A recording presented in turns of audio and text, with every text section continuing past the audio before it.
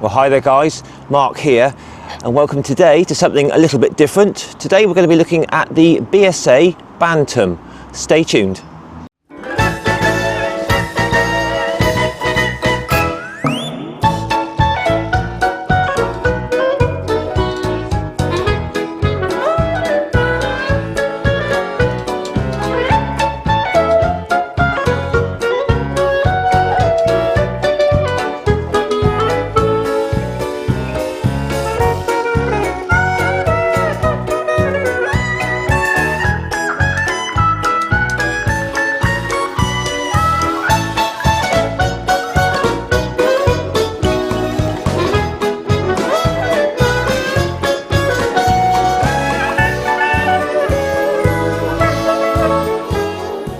Okay then guys, a bit of a break from the norm from modern bikes that I normally review, something quite different now, looking at the lovely Bsa Bantam. So this particular bike is a 1966 D7 model, but it's actually been fitted with the better D14 4-speed engine, which is a bit more powerful.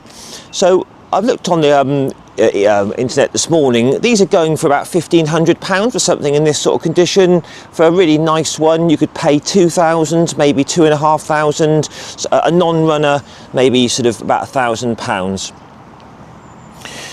So this is, as I said, this is a 1966 D7, which initially would have been the 3-speed, which would have done about 45-50 miles an hour. This has been fitted with the 175cc engine. It originally came with a 125 4-speed. This has got, and it does a claimed, from looking at the specs on the internet, 65 miles an hour. I've had this up to a true GPS 52 today. And to be honest, it's pretty high revving at that sort of speed. So I don't know about 65 miles an hour for these later models. First started in 1948, the D1, and that was obviously the 3-speed, up to 1968, and then from 68 to 1971 is when they introduced the 4-speed D14 models with about 12 horsepower with the better performance.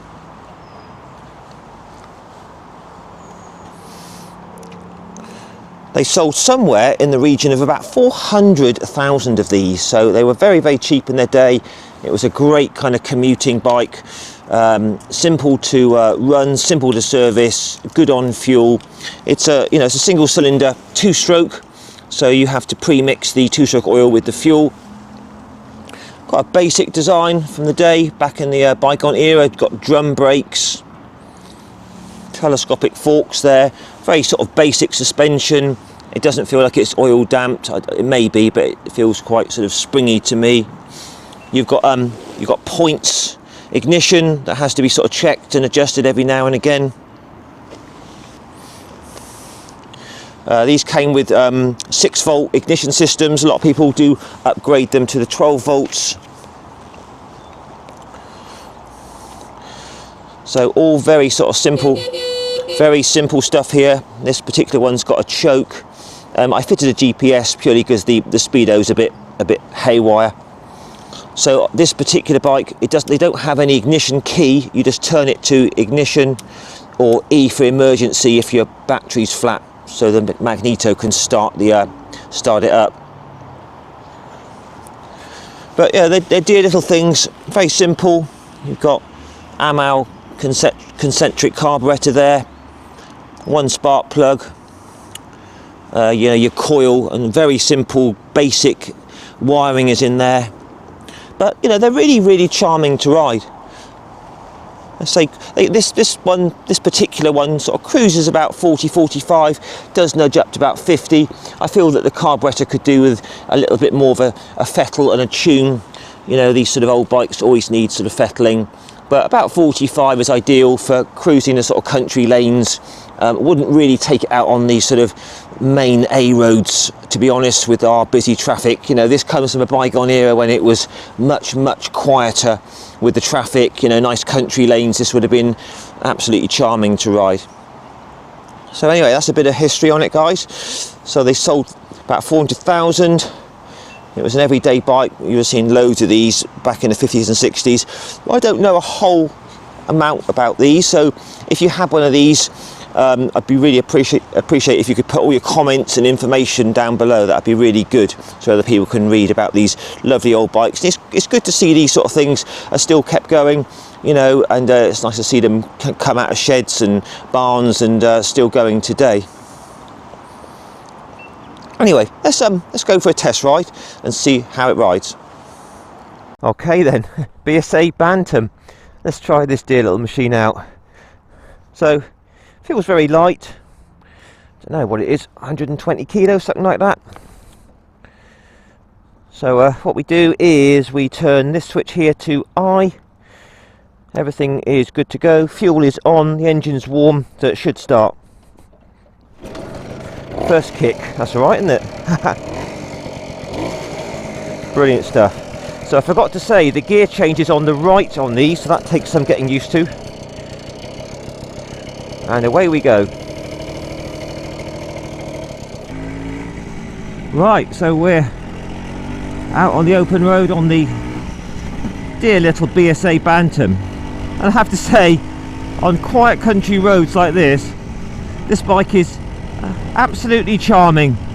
It's like going back in time 50-60 years. Quite an interesting experience, to say the very least, after riding modern bikes. I've ridden two-strokes years ago in the 80s. That's what I grew up on, RD 350s and RXS Yamahas, but this really is something else.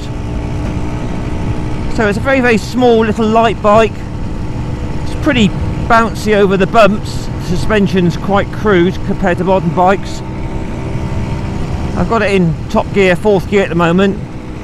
We're doing a GPS true 40 miles an hour, but it's revving pretty high. There's a lot of vibration coming through the foot pegs.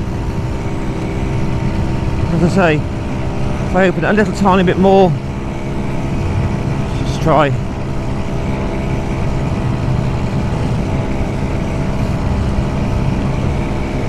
I mean, I have seen 50, 52 out of this, but it's not going to be the fastest day today, I think, on this. So there we go, it's about 46 there, look, 47, but it's a bit buzzy, to say the least, really.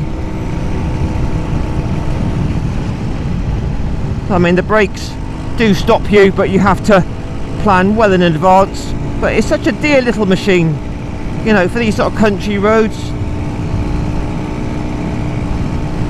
It's a nice little upright position.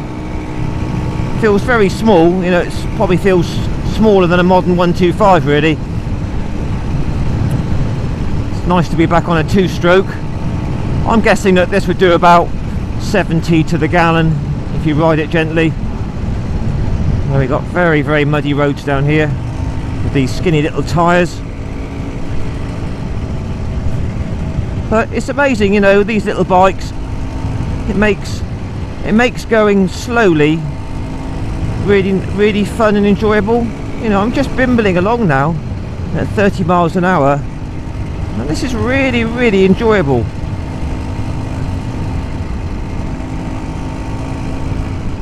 It's a very soft throttle response, obviously being a carburetor. Right, time to stop. Front and back brakes together. Is it going to stop? Come on, stop. That's it. Now the gearbox is quite agricultural. There's a lot of movement required in the gear lever, and it requires quite a firm prod to get it to go from first to second. Might just be this particular bike, but this two-stroke engine, it's not like really peaky like a motocross bike, you know, all at the top end. It kind of feels like it's got the power low down, so you know, we're low revs now, and it's pulling from low revs quite well. Third gear now, pulling up this bit of a hill, and you know, it's a responsive little engine. So this is the 175cc two-stroke. So the early ones were 1253 speed. This is the 1754 speed. So we're just gonna take it down here and just have a little final look at it. But just bimbling along, third gear now. It's really nice little machine, this. I say, if you wanted to get into classic machines, whoop, if you wanted to get into classic bikes, I mean, obviously a lot of them are very expensive. This would be a good sort of choice, because they're not that expensive. This is about £1,500, this one. And we'll just wrap it up down here and have a little final look at it.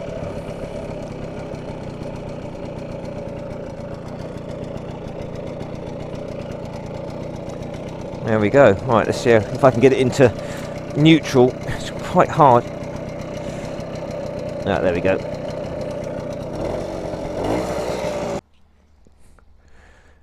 So there you are, guys. The Bsa Bantam.